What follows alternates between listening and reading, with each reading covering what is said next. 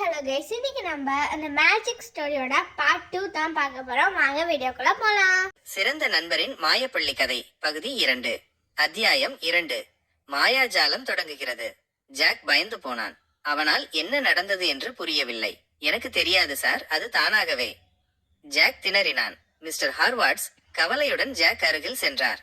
அந்த நேரம் வகுப்பறையின் ஜன்னல் தானாகவே திறந்தது. ஒரு காற்று வீசியது. ஜாக் பயந்து நடுங்கினான். சரி சரி, அமைதியாக இரு மிஸ்டர் ஹார்வார்ட்ஸ். ஜாக். தொடரும். கதை தொடர்கிறது. வகுப்பறையில் ஒரு அமைதி நிலவியது. அனைவரின் கண்களும் ஜாக் மீது திரும்பியிருந்தன. லியாவுக்கு மட்டும்தான் ஜாக் மீது ஒரு வித்தியாசமான உணர்வு இருந்தது. அவளுக்கு ஜாக் மீது பரிதாபமாக இருந்தது. மிஸ்டர் ஹார்வார்ட்ஸ் ஜாக்விடம், ஜாக், நீ இன்று வீட்டுக்கு செல்லலாம். இன்று நடந்ததை பற்றி உன் பெற்றோரிடம் சொல்லு என்றார். ஜாக் எழுந்து நின்று வகுப்பறையை விட்டு வெளியே சென்றான். லியா அவனை பின்தொடர நினைத்தாள். ஆனால் லூயிஸ் அவளை பிடித்துக் கொண்டாள். லியா, அவன் வித்தியாசமானவன், அவனை நெருங்காதே, லூயிஸ் எச்சரித்தாள். ஆனால் அவனுக்கு உதவ வேண்டும் என்று எனக்கு தோன்றுகிறது, லியா கூறினாள். அன்று பள்ளி முடிந்ததும் லியா ஜாக் வீட்டிற்கு செல்ல முடிவு செய்தாள். அவள் ஜாக் வீட்டை கண்டுபிடித்து கதவை தட்டினாள். கதவை திறந்தது ஜாக் தான். அவன் முகம் மிகவும் சோகமாக இருந்தது. லியா அவனிடம், நீ சரியாக இருக்கிறாயா என்று கேட்டாள். ஜாக் தலையை ஆட்டினான். எனக்கு என்ன ஆகிறது என்று எனக்கு தெரியவில்லை, நான் மிகவும் பயமாக இருக்கிறேன் என்றான்.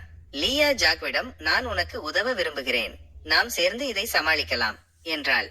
ஜாக் லியாவை நம்பிக்கையுடன் பார்த்தான். அவனுக்கு லியா ஒரு நல்ல நண்பன் என்பது தெரிந்தது.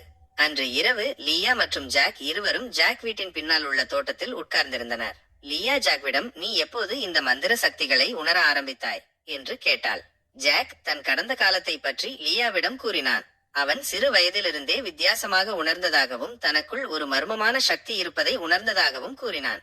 லியா ஜாக்விடம், நீ ஒரே ஒருவன் இல்லை, நிறைய பேர் தங்கள் உள்ளே இருக்கும் மந்திர சக்திகளை கண்டுபிடிக்கிறார்கள், நாம் இதை சேர்ந்து கற்றுக்கொள்ளலாம் என்றாள். ஜாக் லியாவின் வார்த்தைகளில் ஆறுதல் அடைந்தான். அவனுக்கு இனி தனியாக இருக்க வேண்டியதில்லை என்பது அவனுக்கு தெரிந்தது. அன்று இரவு லியா மற்றும் ஜாக் இருவரும் நண்பர்களாக ஆனார்கள். அவர்கள் இருவரும் சேர்ந்து தங்கள் உள்ளே இருக்கும் மந்திர சக்திகளை கண்டுபிடித்து அதை எப்படி கட்டுப்படுத்துவது என்பதை கற்றுக்கொள்ள முடிவு செய்தனர். தொடரும். இந்த பகுதியில் என்ன நடந்தது? ஜாக் வகுப்பறையில் மந்திர சக்தியை வெளிப்படுத்துகிறான். லியா ஜாக்விடம் நட்பு பாராட்டுகிறாள். ஜாக் தனது கடந்த காலத்தை லியாவிடம் கூறுகிறான். லியா மற்றும் ஜாக் இருவரும் நண்பர்களாக ஆகிறார்கள். அடுத்த பகுதியில் என்ன நடக்கும்? லியா மற்றும் ஜாக் இருவரும் தங்கள் மந்திர சக்திகளை கற்றுக்கொள்ள தொடங்குகிறார்கள். அவர்கள் பள்ளியில் நடக்கும் மர்மங்களை கண்டுபிடிக்கிறார்கள். அவர்கள் மற்ற நண்பர்களுடன் சேர்ந்து ஒரு குழுவை உருவாக்குகிறார்கள். உங்களுக்கு என்ன பிடித்தது? கதை சுவாரஸ்யமாக இருக்கிறதா? கதாபாத்திரங்கள் உங்களுக்கு பிடித்திருக்கிறதா? கதை எப்படி தொடர வேண்டும் என்று நீங்கள் நினைக்கிறீர்கள்? உங்கள் கருத்துக்களை பகிரவும். நன்றி.